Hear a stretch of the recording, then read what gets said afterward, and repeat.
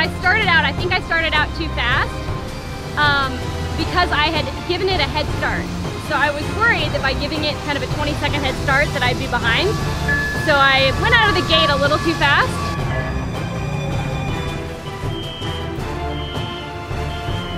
I actually took a wrong turn.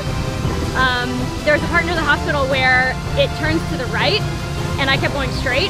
And then I looked on the ground and I saw there weren't any tracks, and I thought, okay, I'm clearly doing something wrong. So I got back on track, literally back on track, and I could hear it behind me.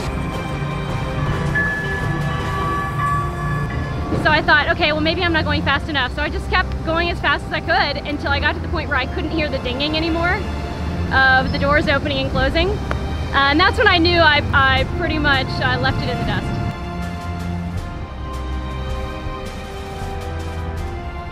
I knew I was gonna beat it.